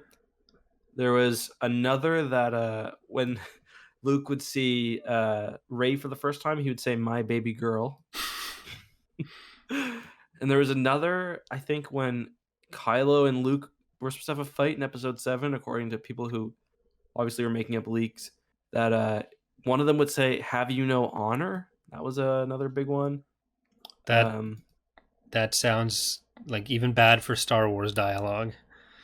And then the one for this one, which ended up being correct, was NTBSA, never to be seen again. As in, well, it wasn't quite right, but it was Kylo gets thrown into a pit, never to be seen again. And then anytime people watch the trailers, they'd be like, "Is that the pit right there?" And there was the pit in the end. But he climbed out. Yeah, he climbed out. "Now I shall eat you into a hole, as I was eaten so long ago." Yoked so long ago. Oh right, I forgot Yote was the actual Yeah. past tense. I apologize to everyone. You're legally not allowed to say yeeted. Oh shit. Oh What shit. did you think of Anakin not being in this movie? He was. His Wow. voice. I was really expecting them to have Force Ghosts in that scene. Me too. Like it was going to be a bunch of people around. Force Ghost Party. Yeah. I think Star Wars Explained called it. I think that would have been worse. As much as part of me wanted that, I feel like it would have been worse. I would have liked to see Hayden Christensen I agree. physically show up there. Yes. I wanted just him. Just Hayden. Luke and Leia, fine. But I think Hayden really, it was a missed opportunity not to include him. Mm-hmm. It would have made the prequel fans really happy. When it would have made sense, more importantly. Even if it was just like to give him advice after he gets his ass beat by Rey and stabbed. Well, actually, he would have won that fight, I think, with Rey. But Kylo? yeah. Yeah, he was winning that fight until Leia distracted Even him. until Rey became a Mary Sue. Oh yeah, until she immediately became better than him. Like she was losing that fight. She was probably going to lose the Force tug of war on the shuttle until she absolutely demolished it. And she was only winning against Palpatine when she started getting all the ancestral Jedi help. Big family gathering. There were some weird choices with the voices in that, like Yoda, Qui-Gon, Obi-Wan, Anakin, sure. Even Mace, okay. Kanan, Ahsoka, Luminara Unduli, Ayla Secura, Hattie Kala. Yeah, it was. They just got every voice actress who picked up the phone from the Clone Wars. Obi-Wan was actually James Arnold Taylor. And I guess Ahsoka's dead. She would have been pretty old herself, so I don't think this is. I don't think it's hugely surprising that she's dead somehow. But she wouldn't have been that old. Or maybe she's doing a force call. We don't know. That's true. Or that was a clone of Ahsoka that was calling in. That's true as well. I was waiting for a clone of someone else to pop up in that scene and fight Rey and Kylo. Really? I thought it was going to happen, or I was worried it was going to happen. I didn't know who of. I was thinking, like, is this when we get Luke Skywalker? But that would have been bad. That would have just been pure bad. Yeah, it would not have been good. But I was bracing Especially for it to happen. It was happen. like the same CG quality as the rest of that one scene where they're young. Yeah. I wasn't 100% sure if it would be that. I would be like, maybe here to fight Anakin, I cloned him. Mm-hmm. Maybe it's like fight. I don't fucking know. Fight Sindralig. Fight Ulic Kaldroma. There's a thought. Here's Exar Kun. Here's Darth Revan. Go on. Here's Empatogeus Brand. Dude, if they brought in Empatogeus Brandon flying on his little hover body, I would have been all in. I would have been all fucking on it. He just hugs Palpatine and explodes while Rey's in the middle of like fighting off the Force lightning. Don't worry, Rey, I've got it. She's like, who the fuck are you? Remember me in every Tapcaf episode. I would have loved to see old man like Rex, like especially where he's like implied to be in Return of the Jedi. Super old, like 30 years older man Rex. Well, 60 years older, because clones age double, right? Don't they fix that though? Do they fix that? Well, it's a thing in Legends, so you'd think that maybe somewhere along the way, if he's still alive, it means they fixed it. I don't think they fixed it. What do you mean they fixed it?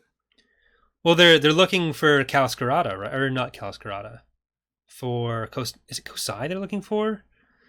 But they want to stop the aging process or the double aging because they're all going to die. Oh yeah, that's right. I forgot. So, you mean in Legacy of the Force?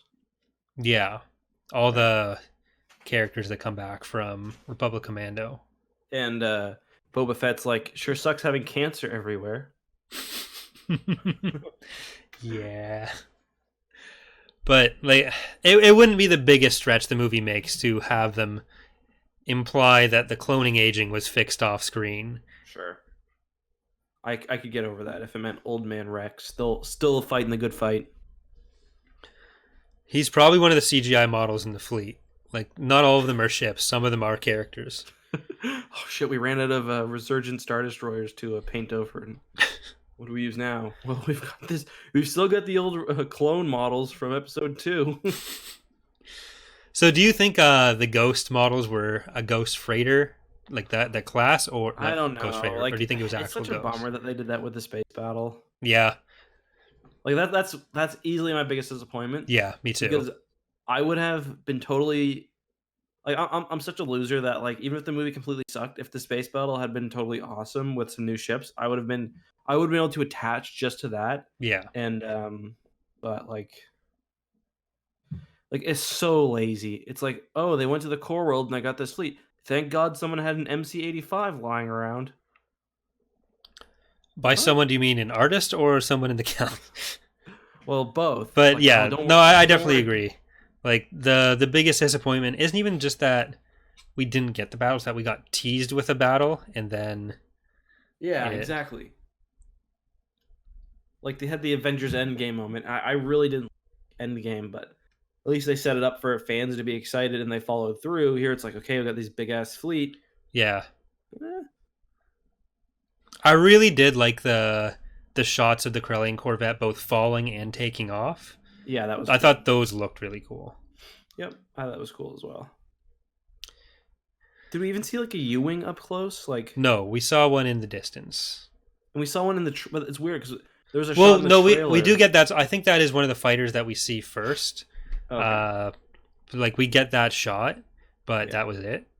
And it was it might have been shorter than the trailer for that, but like yeah, we got one Imperial ship type and we got 1,000 resistance ship types, but it's all stuff we've seen before spammed on the screen, and then we don't actually get to see any kind of Don't actual worry, we battle. got Hans Freighter a gazillion times. Which it's especially disappointing because Rogue One had such a good space battle, Exactly. and we could have Probably gotten had more a of third that. of the budget of this movie. Yeah, Now maybe sad. maybe someday Yeah. we'll get like a war movie style trilogy, and that would be fun. Yeah. What do you think is next? Movie wise, Yeah. I'm not sure because they had so many things planned. Obviously, the Benioff and Weiss trilogy isn't happening, and that's a good thing. Yeah. Ryan Johnson is still involved in some way. It might not be another trilogy now, Mhm. but like I don't think his stuff has been completely canceled. And no. I think we'll probably get something else first. Like 2022 is the earliest we're getting anything else. Mm-hmm. Uh, I would be surprised I if don't we know. get anything that early, yeah. even. Well, what I think it was Bob Iger is the one that said like 2022 at least is the hiatus. And that might even be for production. Yeah. So I think it'll be like 3-4 years before we get another movie. Yeah. And I'm happy with what they've been doing with a lot of the shows. Me too. And I especially like when individual people are sort of left to make their own stories within the universe. So it's less worried about keeping the main saga in line, and it's you can get stuff like Rogue One or The Mandalorian where the stories aren't as important to the broad. Like Rogue One is as important to the broader universe, but it's not involving the same characters, and you can have those one-offs or even genre movies. But yeah, and now that they've got Disney Plus, like, I mean, The Mandalorian has been amazing. Like I look forward to every episode, and I watched the first 2 episodes when they came out. I watched them probably 5 times. I think I watched the first episode 3 times. Like I watched it on my own, then I watched it with my girlfriend, and I watched it with my roommate. But yeah, and I mean that show's been pretty consistently. I mean, some people have complained that there were 3 sort of middle episodes, which I think, like I talked about this in my review. You didn't do a review of episode 7, did you? no, Um, I thought that the episode 7 retroactively made episodes 4, 5, and 6 way better. Yeah, well, I think the problem that those episodes had is that you weren't sure where the show was going, Exactly. and so it felt like it wasn't going anywhere. But the stuff it did to set up those characters Mhm. retroactively now makes sense when you don't have those worries Exactly. that it like now that it is going somewhere. Mhm. Um, and I think that was the fear that a lot, or the feeling a lot of people had, was that the show wasn't. It didn't have a broader goal for him, but now it's like, okay, it's trying to free the attention on Baby Yoda or the child. Exactly. And it's like if the whole series had been like as action packed as episode 3, then I feel like we would have got burnt out. The good thing is when you have sort of, and they're not throwaway episodes, when you have lesser stakes episodes, it like makes when something really big happens, like in episode 7, no spoilers. It's sort of, it makes the tensions feel more real, and like it makes those other ones feel kind of more like fun, lighthearted Yeah. adventures in a way. And the show can, like, the thing that the shows can do that the movies or like the sequel trilogy couldn't is that it was free to make whatever choices it want with no preconceived notions about who these characters were. So whatever spectrum of expectations people have for Luke, for Han, for Leia, you can't really fuck that up because you're not working with those characters, but you're still working within that universe. Yep. And I think one of the things that like The Last Jedi did that a lot of people didn't like is just it took the characters in a direction that a lot of people didn't like. Yep. And I already said close to the start what my opinion on that is. Mm-hmm. But with The Rise of Skywalker, one of its main problems is that it doesn't really want to do anything. Like it wants to do everything and nothing at the same time. Yeah. So it's like, okay, who's a villain people want? Palpatine. Let's get Palpatine back in here. What is he going to do? Probably nothing. How does he get here? We'll worry about that later. People want but here's him to some be a Jedi. here's some fun, interesting shots in the middle, and how it all connects is less important. Yeah, I agree. And yeah, I put a tweet about this, but it almost feels like, even though it's obvious that the original trilogy and the prequels, more so the original trilogy, didn't have everything fully plotted out before they did it. But that being said, I do think George Lucas probably knew what he wanted to happen with Vader in the end. Mm-hmm. Even if he didn't know that he probably didn't know that Luke and Vader would be related. But I think it was more like episode 4 happened, and then with 5 and 6 were all planned. Because episode 4 is fairly standalone, nothing really. Yes. Or like stuff happens and stuff matters, but nothing it does really makes it a problem to expand on it. No, exactly. But then with 5 and 6, like those movies work very well together. Even if some people think 6 is weaker, which I don't. Like 6 is my favorite, but there's definitely each movie sort of serves the trilogy, and the prequels maybe even more so. I think The Phantom Menace is a throwaway movie a little bit, and they could have just started. I remember the Machete Order for a while. It was just like skip episode 1. Mm-hmm. You don't really miss that much. But it still feels like each movie is in service of a trilogy. But with these 3 movies, it feels like each one is just trying to do it's trying to use what it can from the trilogy to finish its movie. Yeah. You know what I mean? Like with The Last Jedi, Ryan had a story he wanted to tell, but he wanted to tell it for his movie, not for the trilogy. The same with episode 9. So it's like, instead of each movie serving a greater narrative, it's like each movie is sort of twisting the narrative to serve its movie. You know and what I mean? I do think part of that is going into episode 7. They're like, okay, we're not going to do anything. Like what JJ specifically said was like, we're doing this to not deviate too far from what people know, to show we can make a Star Wars movie, and then after that is when we're going to get different. But then episode 7 comes out, it's like, okay, this is mostly A New Hope.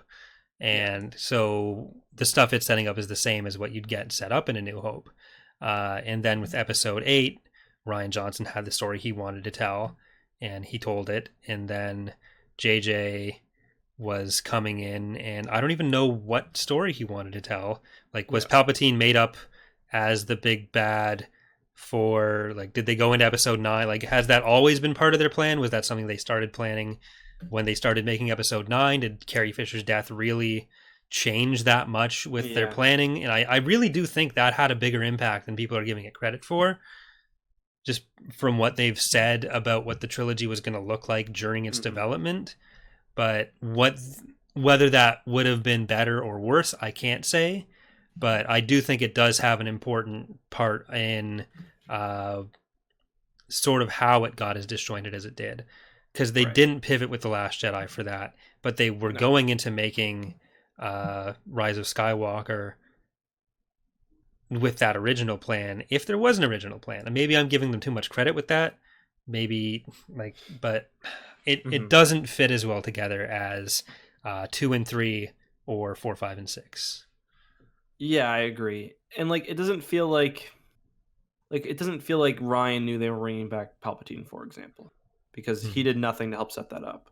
No. And that's kind of shows a bit of the weakness to me. Well, maybe he did if he didn't know that, he probably wouldn't have killed off Snoke. He may have known that Palpatine was coming back, so that's okay. Because I don't think anyone expected to go through the trilogy with Kylo Ren as the big bad. I think most people were kind of on he's going to come back. He's going to be redeemed in some way. Yeah. And so it may have just been okay, well, but Palpatine is kind of episode 9 story, so I'm going to leave it for that. Because even in the original trilogy, we don't get much Palpatine until episode 6. So maybe Rian Johnson thought okay, that's going to be what they're doing there. So I'm just going to deal with more Kylo getting to the point where he needs to be redeemed and setting up that relationship with him and Rey. But that is possible. It's just hard to set up a bad guy and beat the bad guy in one movie of this scale when you got so much else to do. Yeah, and for everything, for as much as Palpatine being the Emperor was obviously he was the big bad in 6, all we needed to set up that he would be the big bad in 4 and 5 was that it's an empire. There's an emperor somewhere. Yeah. So we get a couple scenes of the one conversation with Vader, and that's enough. But because he wasn't really doing as much in the movie, it was just I'm going to turn Luke, Vader's not going to turn, and then Vader turns. Yeah. What did you think of Luke? Speaking of Ghost Luke.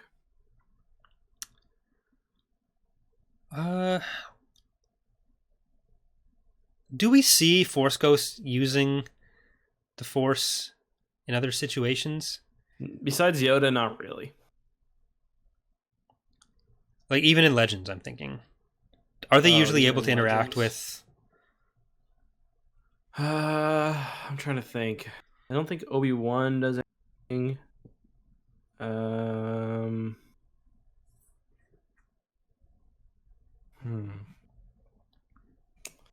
Off the top of my head, I can't think of any. But I thought it was weird how interactive they could be with their environment. Because it seemed like they were able to come and go as they please, which Obi-Wan sort of did in episode 5 and 6. Or 5. But the amount of interaction they had with their environment just seemed way too much. Some have said that one thing I've heard is people theorize is because it's Acto, it's like a Jedi homeworld, but so it's I agree. Very strong Force presence, I guess. I don't know. Him pulling the X-Wing off was a bit much, and her using that as her main craft, especially because the episode 8 visual guide had the X-Wing be his door for his hut, one of the wings. Well, JJ is the one that set up the situation where Luke had exiled himself for 30 years. Ryan tried to set up an explanation for why that was. Yeah. And okay, so he couldn't leave again. What was it that drew him to be here? Whether you agree with that or not. Yeah. And then JJ's oh no, actually he could have just brought that X-Wing up whenever he wanted. Yeah. So exactly. What is JJ's explanation for why Luke was gone? Did he lose? Did he get lost? Did he not have the nav data to get home? Mm-hmm. Yeah, because he could have chased Rey probably if he really wanted to. Yeah. Even in episode 8. Yeah. So whatever people want to criticize Rian Johnson for doing with Luke in episode 8, JJ is the one who put him there. And yeah, I mean, it would have been nice to have Luke be alive in this movie, though. Yeah. I would have liked... But then you have to have the trilogy be a lot more disconnected from anything that Luke could deal with. Because there's a lot going on where like Luke could just mollywop Ben and head along his way. Yeah. It's just the tonal changes between 8 and 9 are just hard to reconcile. Yeah, here's the important question though. What do you think of Luke's hair? That was throwing me off. Luke had a mad flow. Like, he inherited the Jedi mullet. That was a big deal going from episode 2 to 3 with Obi-Wan to Anakin, and now Luke has the Jedi mullet. Was JJ going for like a Jesus thing with Luke? It's definitely seemed that way. Catching the lightsaber coming out of the fire, that was absolute. In the Jesus end moment. Scene, like Luke and Virgin Mary, which is kind of his sister, just reigniting those. Kind of a weird they're actually listed as Rey's legal parents now. Rey Skywalker. That's what the papers say. But yeah, I'm glad he showed up as a Force ghost, and I think him being dead and showing up as much as he does as a Force ghost is fine with like the whole Force Awakens theme and the Force being its own character almost. But the whole lifting the X-wing there was. What do you think of the complaints against the entire trilogy of the main characters never coming together? Well, we got a lot of that in this movie, and I enjoyed it. We get a lot of OT characters. Oh, do you feel that way? Like, do you feel that disappointment? I do in a way, but it's also like that is more of a want for fan service almost, rather than. And like some people will call that, it's just respecting the characters. But like to respect the characters, you don't have to expect that they're all going to be in one place and we're going to get a scene of like Lando, Leia, Chewie, Luke, and Han having tea together. Like we do get some nice scenes between Leia and Han, or a nice scene between Leia and Han, and we do get a nice scene between Luke and Leia, or a couple between Luke and Leia. The fact that we don't I'd love to watch the Han and Lando nightly talk show, but I don't hate that we didn't get it. Like I especially understand why it's something that Mark Hamill really wanted, because to him, like, that's getting back together with the cast, and they're like, those are people he wants to work with and enjoys working with, and I definitely get that. But beyond a fan service perspective, which I would have loved to see it. I don't think we needed to. Like, I don't think to make a good sequel trilogy, you need to have that happen. I agree. Although it would have been nice to have the whole family be together at the beginning and have Kylo fall maybe. But like, I would have loved to do like a Legacy of the Force style story. The problem is it would just be so damn similar to the prequels. Like, I've been thinking for the past few days, if I were to do the sequel trilogy, how would I do it? And I always come back to this idea that probably be pretty similar. Well, it'd be similar to the Legacy of the Force, with something turning the Jason. The Jason character. But if you look at Legacy of the Force, it's basically the exact same as the prequels. Because it's just Jason being scared to lose, various things, his daughter, and there's a war going on and stuff. So he falls to the dark side for the right reasons and whatnot. And that's exactly the same as the prequels. So and I think the thing that makes Jason work, like the reason he is my favorite Star Wars story, is because we do get all the backstory other places showing how we got to that point. And I don't think you can cover that as well in one movie either, which is one of the problems with the prequels. But I will say the chemistry between Adam and Harrison, I think, is good enough that I think him being good for half a movie or even most of a movie, ending with the killing of Han Solo, I think we would have felt that. If it had even been set up... Go ahead. No, I was just going to say, especially where we know Han Solo from prior stuff. Yeah. Like, I think it would have been pretty cool, even if it was just done as a episode 7 being structured like half present day, half flashbacks kind of thing. That would be cool. I think that would have worked. Yeah.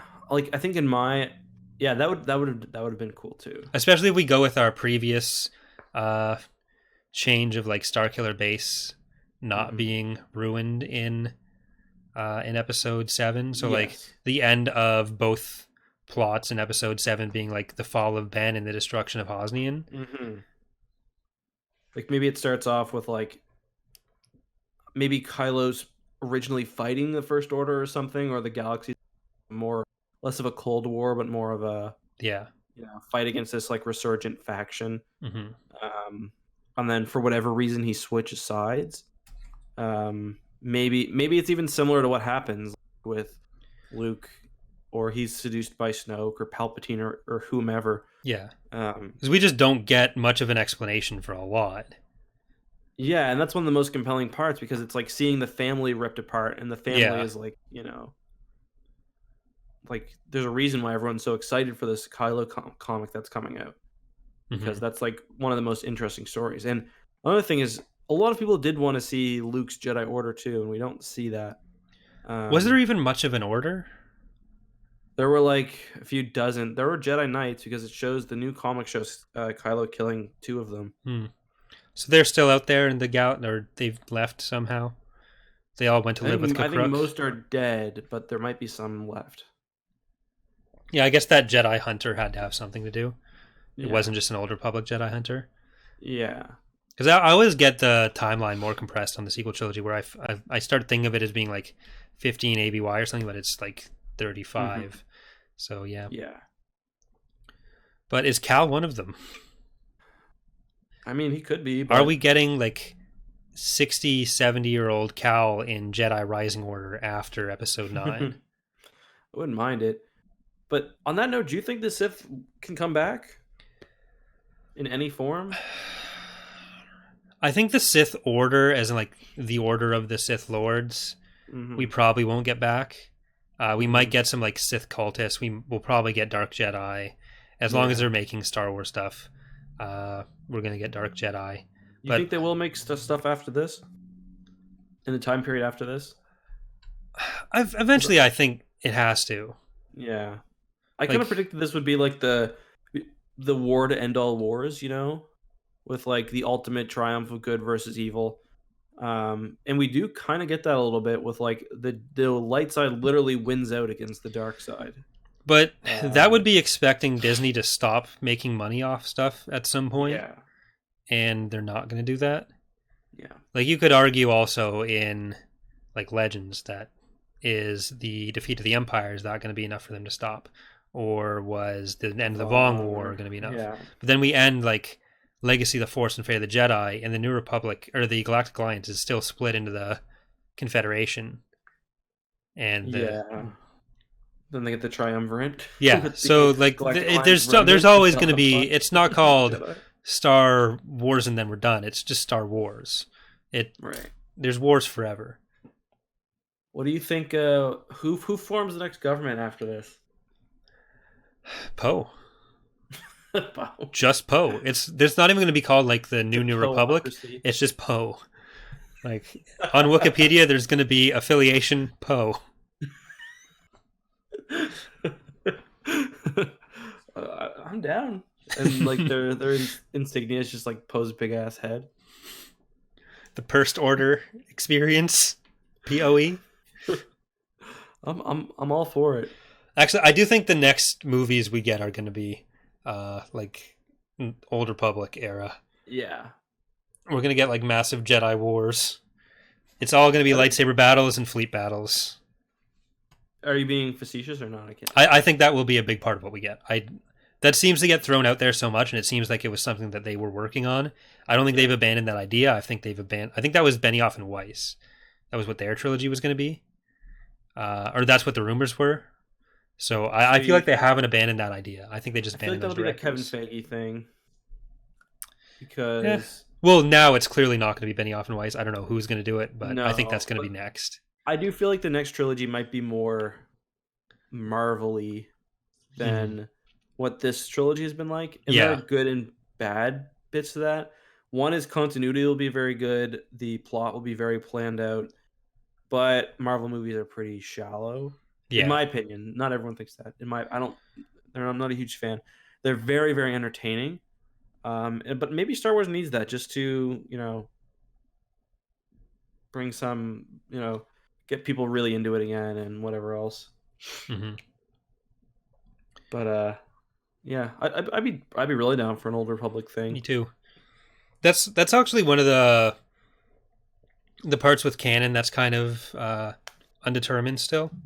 Yes. Whether that's getting brought over wholesale or piecemeal or what. Definitely not wholesale because it was a mess in Legend. Yeah. Well, if we're just saying like Tor is part of new canon. Right. Because otherwise, Right. it's All definitely the part of design Legends, but is and it stuff. also new canon? Yeah, I don't know. I think that they'll keep similar themes, but I think they're going to really kind of, because the weakest thing about like that whole era in Legends is it's just Sith battle after Sith, like Sith Yeah. threat versus Sith threat. There's the Great Sith Jedi War, the Civil Sith War. War, the Sith Wars, the War of the Sith, and also the War with the Sith, not to be confused with the Sith War of Wars. Plus the Jedi Civil War. You get like it's so much. So yeah, I agree that will probably be the which is why our next episode is actually going to be us casting Knights of the Old Republic as a movie. Sure, that'd be fun. Everyone says Keanu for Revan. Yeah, I don't love the Revan mullet, range, but I don't know if he's got the range either, to be honest. Wow, that is not something you say on the internet. I love Keanu, but I think he's good in his niche. Yeah. Although Revan is kind of a strong silent type, so maybe it would work. What we need for a Knights of the Old Republic movie is like the audience chooses the dialogue that Revan's going to say at any given point. We just get literally a movie of Knights of the Old Republic. It's FMV Knights of the Old Republic. What is there? So, what would be what you're hoping for the next, like a period, a topic, whatever, for the next movie? I honestly don't know. I don't know where else they go besides Old Republic, really. I'm tired of Empire. I'm tired of Rebels. I'd love to see I'd love to see some animated stuff or like some lower budget stuff. Like I'd like to see, I don't know. Like I'd like to see some stuff about young Kylo and Luke animated. I'd really love to see them give the DC treatment to. I've talked about this before, but DC does story treatments or film treatments of some of their movies. Like they did like The Killing Joke and other stuff like that. Like it's pretty low budget animation and stuff. I'd love to see them do that for just some of the Legend stories. Like I think people would eat up a Thrawn trilogy of that style, and it wouldn't have the same expectations. Just like keep it animated, keep it like it's its own thing. It's not trying to tie in with other things yet. Yeah. Other than that, Old Republic probably, and I'd like to see them do something weird and different. Abeloth? Well, not that weird. I think. Let me look at the plot on Wikipedia that I don't really remember. I think we've covered most of the major points. Yeah.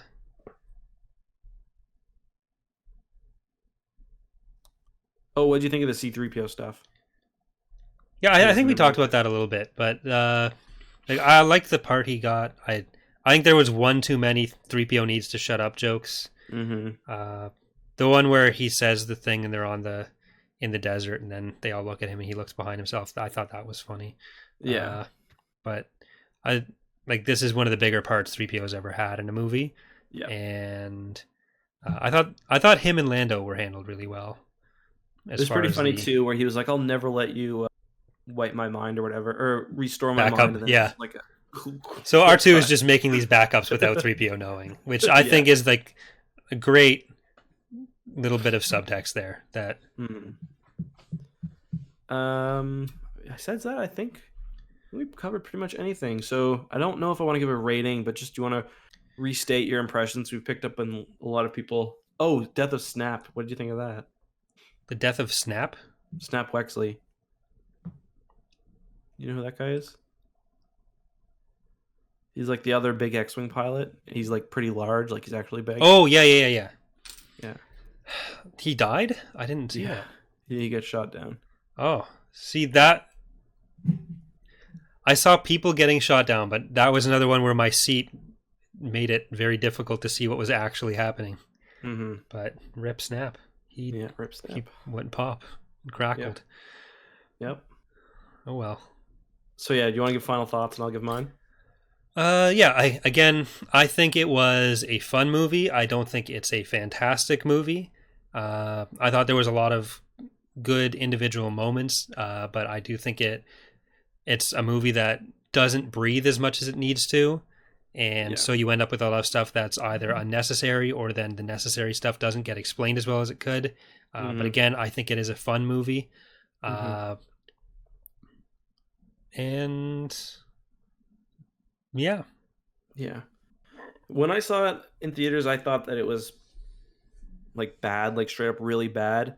I'm starting to warm on it a bit. It was just, again, what I thought was bad was not the plot or the ideas, but the execution, which was just so messy. It was so sporadic and chaotic and just like go. But like I need to see it a few more times. I don't really feel like seeing it again right now. You know, like I don't feel like seeing it in theaters again. And I'm curious to see how this does on for box office, Rotten Tomato. It's been gotten pretty poor reviews by critics, but right now fans have been pretty positive on it. Yeah.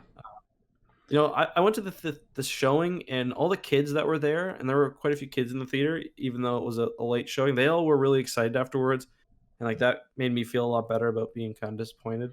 Yeah. And I am seeing some people saying that fun doesn't mean a good Star Wars movie, and that's why I never use the word good. That's why I use the word fun. Yeah. Let me just. So yeah, that's our general thoughts. It's gonna be an interesting one at the box office too, just because. Yeah, after Solo and The Last Jedi, it'll be interesting. Do you want to read a few emails we have though? I guess I'll read the first one. Sure.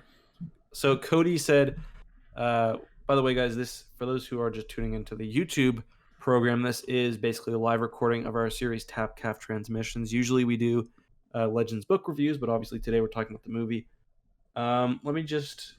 We've got an email that you can send questions to, usually about the book we're reading, but this time about the movie. It's tapcaftransmissions@gmail.com, down in the description. And next episode, we are going to be finishing the Thrawn trilogy with Last Command. So if you want to go get caught up on those last two episodes. Yep.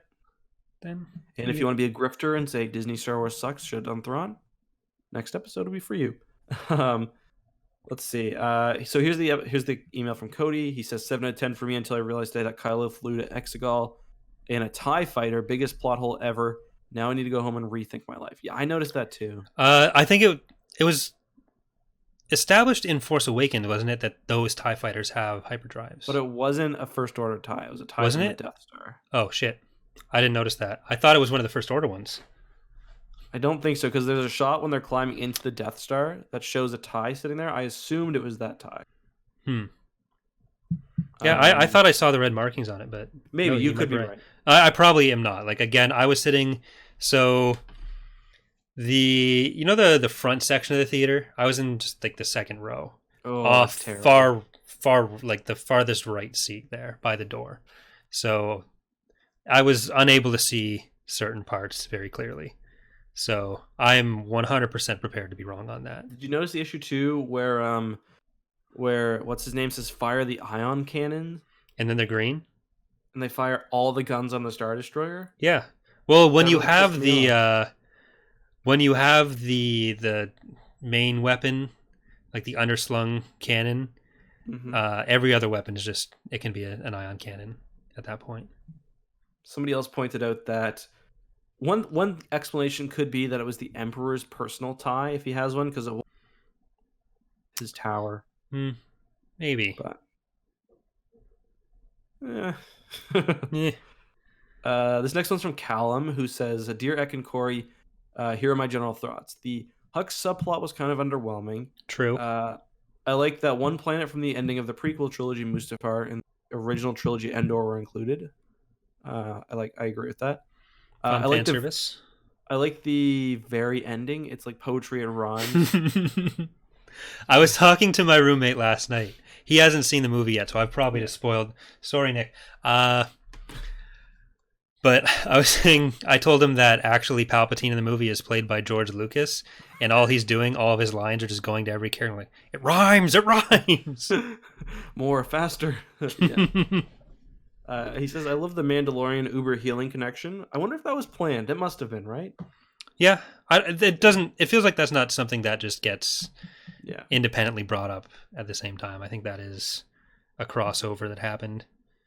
And he says, overall, I loved it. I don't mind retconning at all. I mean, Obi-Wan retconned the whole dad thing in episode 6. True.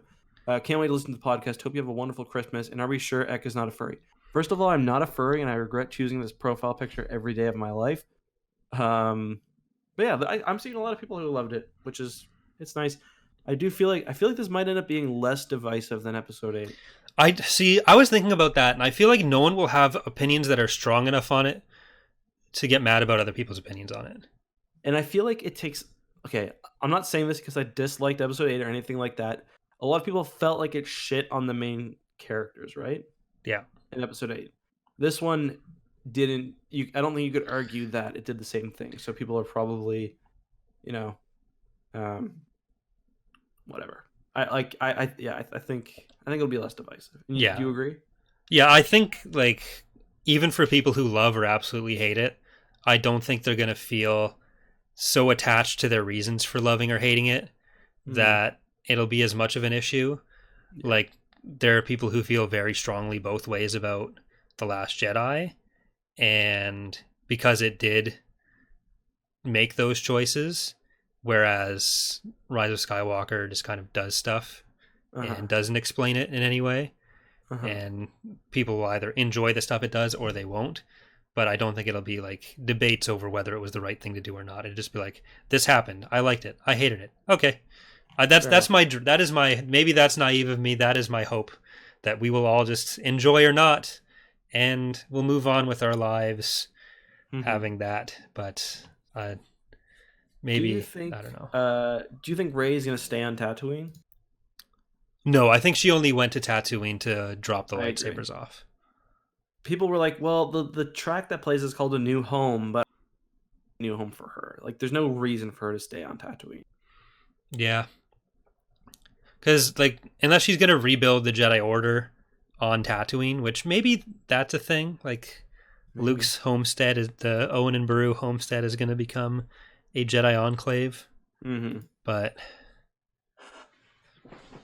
then it seems like the burial of the lightsabers there is not going to last long. Yeah. No, I agree. Any other points? Any questions that you picked up on from the chat, or do you just want to leave it and look forward to the next episode? No, I've got nothing else I really want to add there. I'm not seeing too many questions. All right. Unless there's anything you want to bring up now. Nope. Yeah. So thanks for watching, everyone. Thanks for being respectful in the chat. Everyone listening on podcast, thank you very much. As always, there's an email, tapcaftransmissions@gmail.com. Please send us your thoughts on the current book that we'll be reading when we do the episode. Again, next time, that's the final book of the Thrawn Trilogy, The Last Command. We love getting your guys' emails. Make sure you follow us. Sorry? I was just going to say, any idea when we are doing the next episode? Let's take a look. So, the way we usually do this, for anyone who is new and just here for the Rise of Skywalker review, if you want to get into the podcast as well, we do this every other week, talking about generally Legends books. The next episode will be Last Command. And we alternate who's streaming each time. So sometimes we stream it on my channel, then other times we stream it here. There will be links in the description to both channels, or I guess you wouldn't link to your channel on your channel. No. But Last Command will be on my channel, then we'll be back on EckhartsLadder for... Do we want to announce what we're doing because we haven't decided yet? Do we want to just do the original Dark Empire? Maybe, yeah. I think it would make sense. Yeah. Well, there we'll do all of Dark Empire 1 then, all 6 issues, I guess. Okay. Yeah, and we'll see how that pacing goes, and if we then want to do 2 episodes or 1 episode for the last bit, combine 2 parts of Dark Empire into one thing, and maybe we shouldn't. Is that the takeaway from Rise of Skywalker? Yeah, we'll see. I think maybe we should keep it on Friday because the next Thursday is the 2nd, which is I'll probably be hungover. Yeah, no, I'm not.